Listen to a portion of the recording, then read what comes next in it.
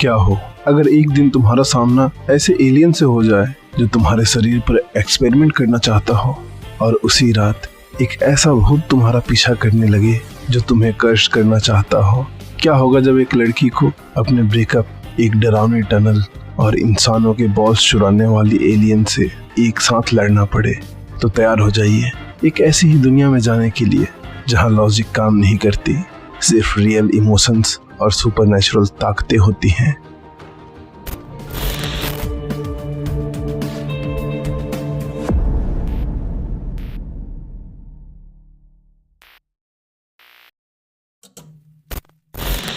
कहानी शुरू होती है एक लड़की से। मोमो आया से अभी अभी ब्रेकअप हुआ है। दरअसल उसका पहला बॉयफ्रेंड उससे रिश्ते में रहने के लिए पैसों का डिमांड कर रहा था, या फिर एक छोटा सा फेवर उसके साथ इंटीमेट होने का, लेकिन मोमो ने साफ साफ मना कर दिया और इसी वजह से उसका ब्रेकअप हो गया। ब्रेकअप के बाद मोमो काफी उदास थी।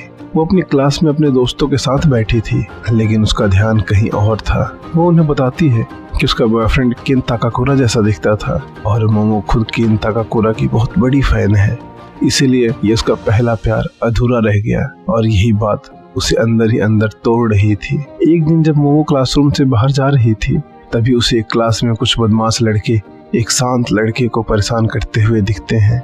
मोमो बिना सोचे समझे उस लड़के के पास जाकर बैठ जाती है और उसके ऐसा करते ही वो बदमाश लड़के वहां से चले जाते हैं। थोड़ी देर बाद वही लड़का मोमो के सामने आता है। मोमो को लगता है कि शायद यह लड़का उसके व्यवहार का गलत मतलब निकाल रहा है। शायद उसे लग रहा है कि मोमो उसे पसंद करती है, लेकिन सच्चाई कुछ और ही थी। वो लड़का बताता है कि उसने ये सोचा कि शायद मोमो को भी साइंस में इंटरेस्ट है, इसीलिए वो उसके पास आई थी। ये सुनते ही मोमो का पारा चढ़ जाता है, क्योंकि उसे तो पढ़ाई में कोई दिलचस्पी ही नहीं थी। वो उसे गुस्से में बताती है कि उसे पढ़ाई नहीं बल्कि भूत प्रेत और स्पिरिट्स में विश्वास है। ये सुनकर लड़का जोर जोर से हंसने लगता है। अब सीन दिलचस्प हो जाता है। एक और ये लड़का था जिसे यूएफओ और एलियंस में विश्वास था, और दूसरी तरफ मोमो जिसे स्पिरिट्स और घोस्ट पर। दोनों एक दूसरे को गलत साबित करने के लिए एक चैलेंज तय करते हैं। दोनों एक दूसरे की बताई जगह पर रात में जाएंगे। अगर किसी को कुछ भी अजीब दिखा तो दूसरे को उसका यकीन करना पड़ेगा। मोमो ने कभी भूत प्रेत नहीं देखा था, लेकिन उसकी दादी एक स्पिरिट मीडियम थी और इसीलिए उसे बचपन से ही भूत प्रेतों पर यकीन था। वहीं वो लड़का एलियंस तो नहीं देख पाया था, लेकिन साइंस फिक्शन की इतनी किताबें पढ़ रखी थी कि उसे भूतों से ज्यादा एलियंस पर भरोसा था।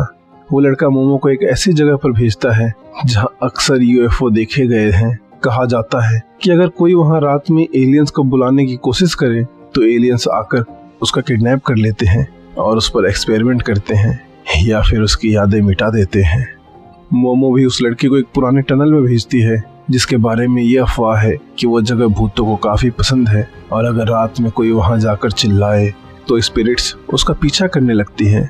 रास्ते में चलते चलते मोमो बताती है कि उसने अपने पेरेंट्स को कभी नहीं देखा। वो अपनी दादी के साथ रहती है जिन्होंने ही उनका ख्याल रखा है। मोमो बताती है कि बचपन से जब भी वो अपने घर से बाहर जाती थी तो एक अजीब सा रिचुअल उसे करना पड़ता था, जिसे देखकर स्कूल के बच्चे उसका मजाक उड़ाते थे।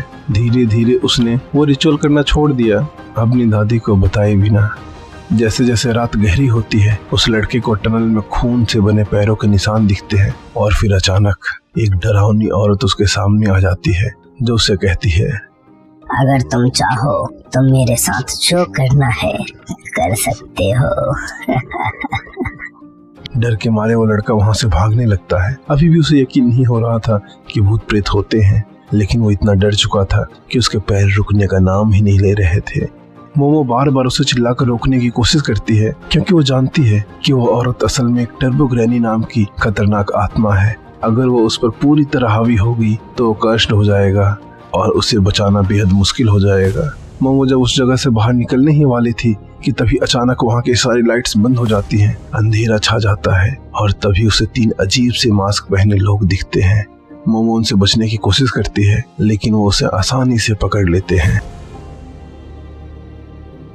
होश में आने पर मोमो खुद को कपड़ों के बिना एक चेयर पर बंधी हुई पाती है। सामने वही 3 लोग खड़े थे जो खुद को सर्पो प्लेनेट से आए एलियन बताते हैं।